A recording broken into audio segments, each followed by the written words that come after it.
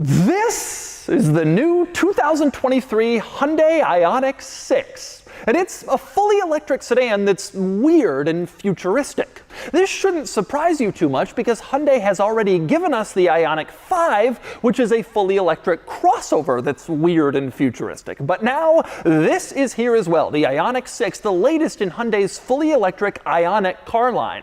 And today, I'm going to take you on a thorough tour of it and show you all of its quirks and features.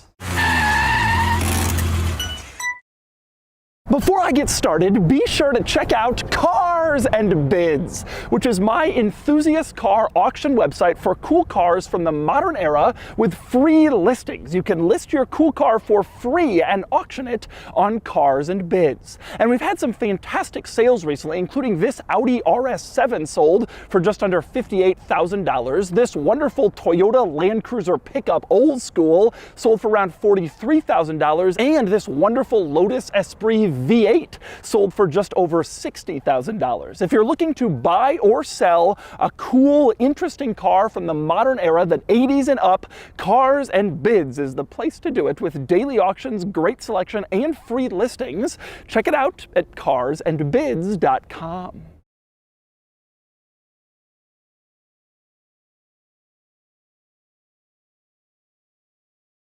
Alright, I'm going to start the quirks and features of the Ionq 6 by starting with the key, which you can see is oval, egg-shaped, kind of interesting, but the cool part is if you tilt it on its side, it's making the Hyundai logo. The button pattern and the space between makes the Hyundai H, you can see it here, compared to the badge on the car, and that is a very clever little detail in the key that you might not notice unless you've seen this video. In addition to the circular oval key, this car also has quite a circular general shape. You can see very streamlined, very windswept, very curvy, going all the way from the front to the back. It's all aerodynamic curves and a teardrop shape for this car, which is ironic because the main theme of this car, outside of its curvy shape, is square pixels. This car is all about pixels. Just like the Ionq 5 was, well, the Ionq 6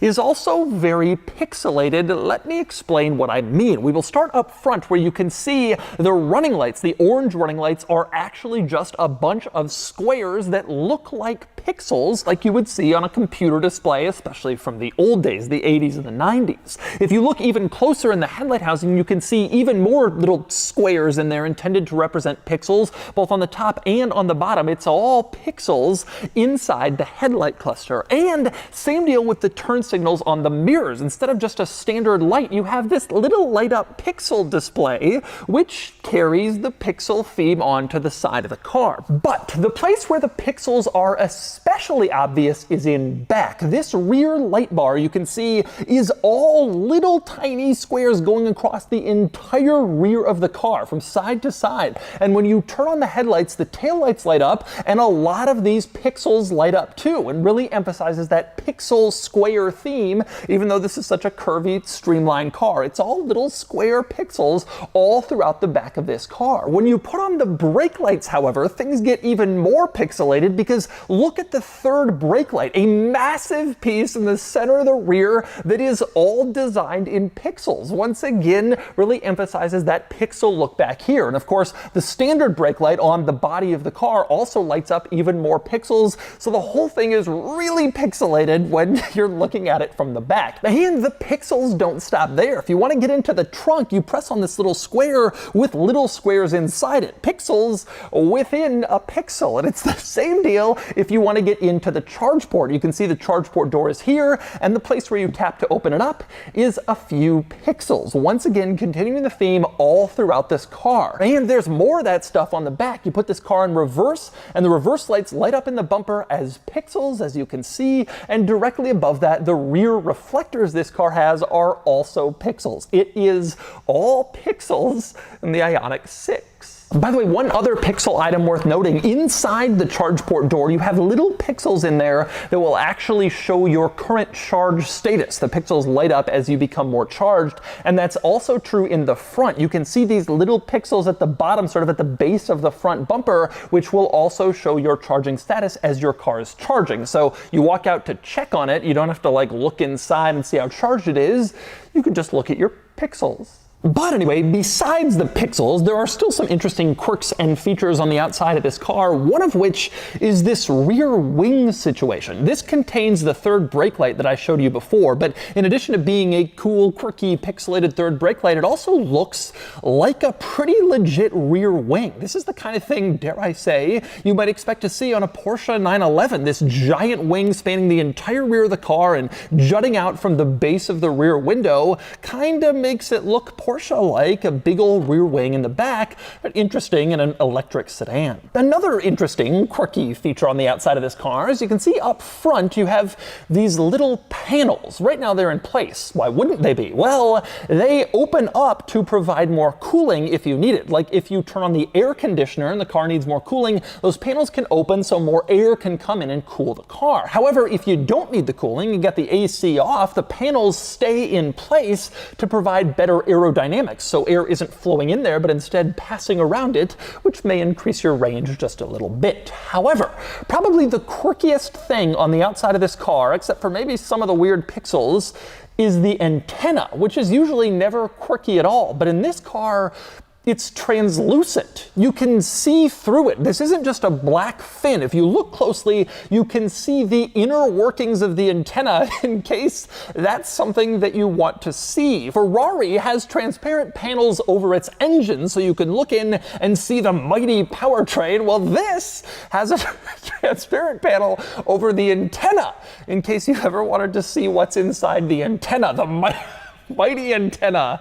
There's a transparent panel, which is certainly weird. But anyway, next we move inside the Ionq 6, and to get inside, well, you can see the door handles are flush with the body, but that changes once the car is unlocked. You can see then they pop out, and you can pull on them and open up the door. When you do open up the door, you notice two interesting things. One, on the door sill, you have more pixels. Right next to where it says Ionq 6, you also have pixels, which seems fitting next to the name of the car, since pixels are such a big theme. You also have a storage pocket on the door, which you can see here. Looks like a standard storage pocket, but actually it is translucent also, just like the antenna was, same material. You can see my fingers behind it. This isn't just a standard door pocket panel, but for whatever reason, they decided to make it just the littlest bit see-through, just like the antenna. And you have the same situation in the center console. There's a little center storage area beneath that, and the walls that rim this storage area are once again translucent. For whatever reason, there's a little bit of visibility past those little walls and into that storage area.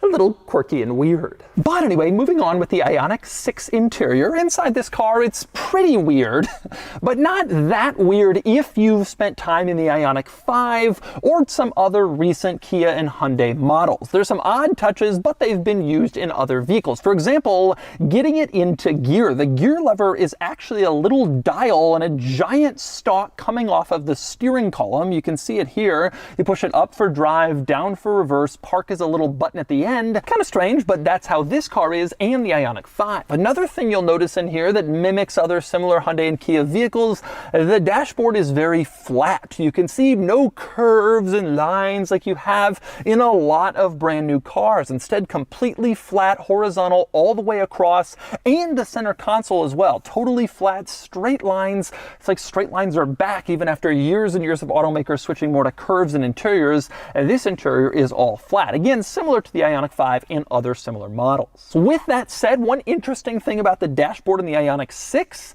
there are little wings at the end, little wing tips on both sides, the driver's side and the passenger side. Not really sure why, but they're there. It almost gives kind of a flying appearance from the dashboard. Seems strange, but then again, it fits with this car. Strange. Now, another interesting quirk in this interior is the center of the steering wheel, which does not have a Hyundai logo. It doesn't say Ionq 6. Instead, it has 4 pixels, as you can see, 4 pixels displayed here in the middle. And when you turn on the car, they do just a little bit of an animation and actually light up and turn on. And they do more than that. They have a few different things they can do, one of which is when you're using the voice control system in the car, as I am right now, the pixels change color from white to like a rainbow color to let you know that the car is listening to your voice command. So if you're wondering, hey, did it hear me? Hey, is it listening? Well, the pixels will show you that in fact it is. When you turn off voice control, they go back to white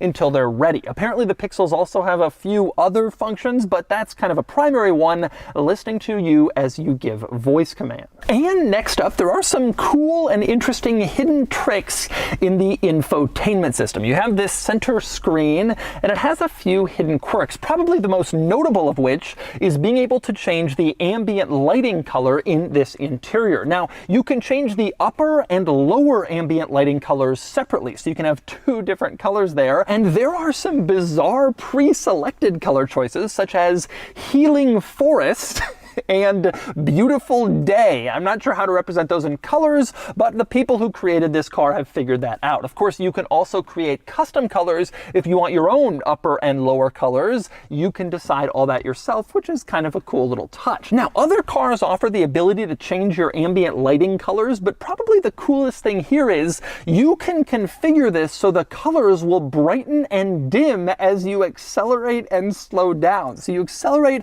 and the colors get brighter, and you slow down and the colors dim, which I haven't seen before and is kind of cool. Now, unfortunately, I can't show you that because I cannot yet drive the Ionq 6. This is a pre-production car. It doesn't come out here in North America until early or spring 2023. So next year, and I'm sure I'll be able to drive this as we get closer to this car's on sale date. But for now, we just have to imagine the colors brightening and dimming as you drive along, and I'll show you that once I get behind the wheel and drive this car in a few months. Now, other cool features hidden in the infotainment system. For one thing, you can enable a key card. When you buy this car, you don't just get the egg-shaped Hyundai logo keys, you also get a key card that you can enable, and it's like the size of a hotel room key. You can keep it in your wallet in case you lose your keys, it's always there, and then you can get in your car and start it up even without your keys. And it gets even better because you can program your smartphone to be used as a key. This is happening in more and more vehicles. It's not all that unusual anymore, but you don't even really need keys. As long as you have your phone on you, the car will recognize you when you walk up, it'll unlock and start and drive away,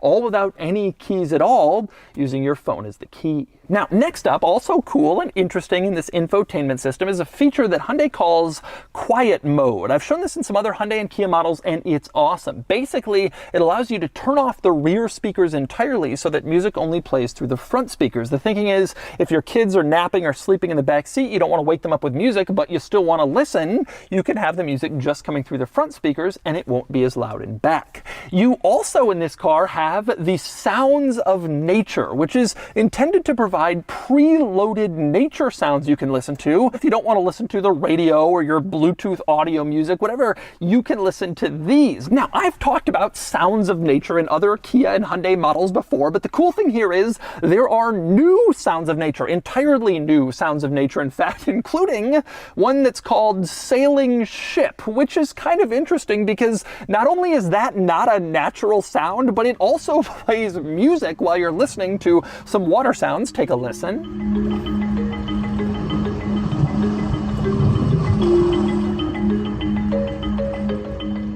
Not exactly sure how that qualifies as a sound of nature, but apparently it does. My very favorite sound of nature, though, is called Experience the Universe, which sounds like this.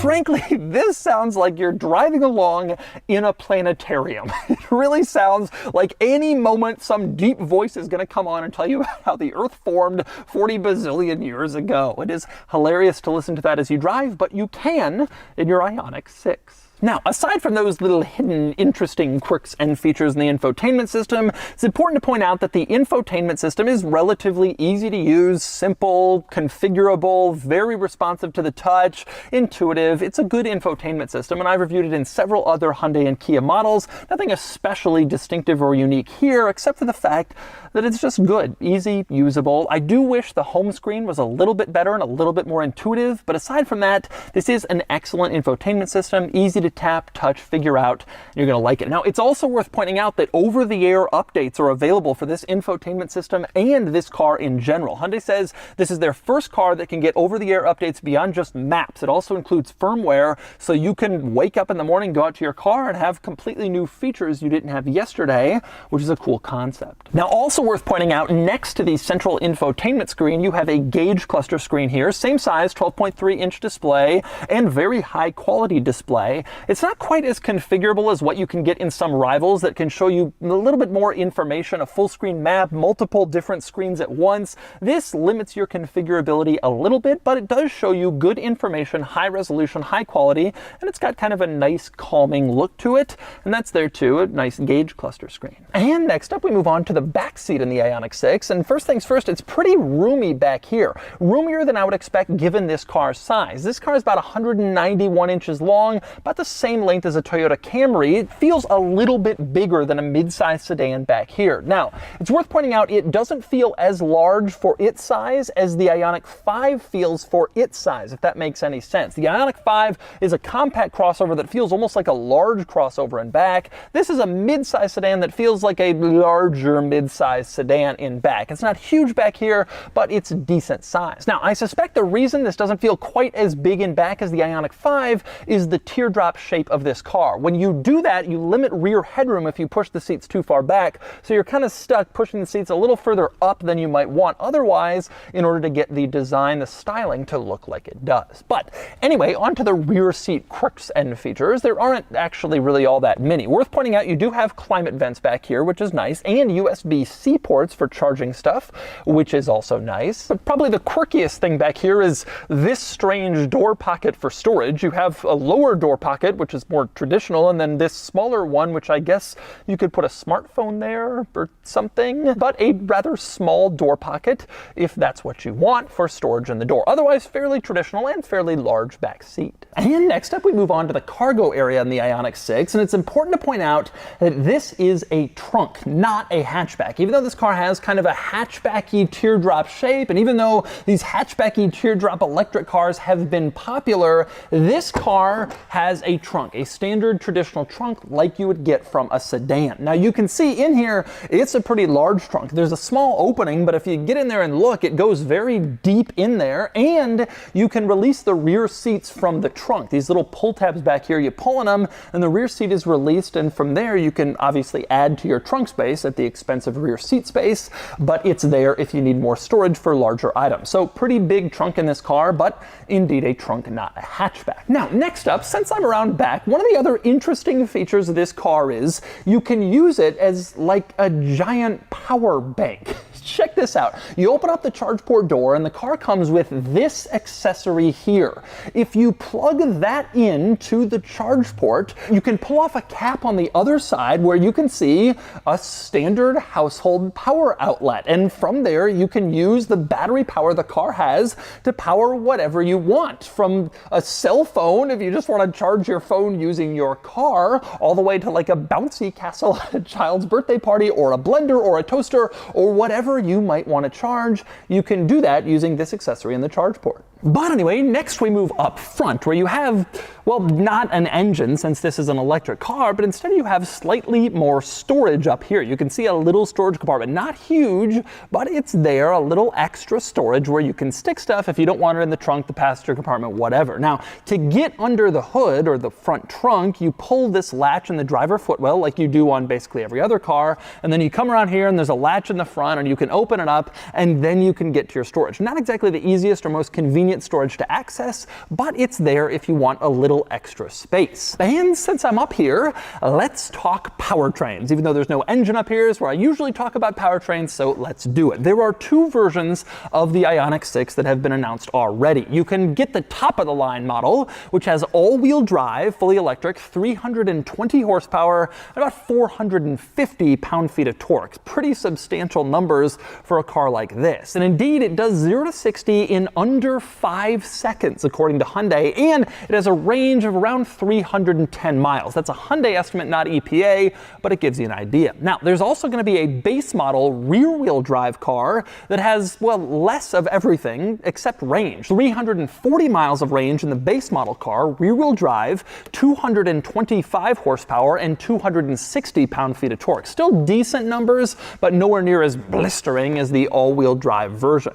Now, Hyundai hasn't mentioned pricing yet for the Ionq 6, but you figure the Ionq 5 starts around $41,000, $42,000. I figure this will be pretty similar to that. Maybe a little cheaper, maybe a little more expensive. We will find out. And as for market position, you may be wondering who's going to buy this over the Ionq 5. And the answer is people who still want sedans. They're out there. People want a car-like driving experience, don't necessarily want a crossover, or they don't like the Ionq 5's kind of unusual styling. Here's something maybe a little bit more traditional. Obviously, these cars share the same platform, the same architecture, and the same powertrains. Those power figures are the same in the Ionq 5 as the Ionq 6. So basically, these are the same cars, just with different bodies, different interiors, and you can kind of pick which one you prefer. And so that's the new 2023 Hyundai Ionq 6. Like I said, I can't yet drive the Ionq 6, but I am excited to get behind the wheel early next year before this goes on sale here in North America. But for now,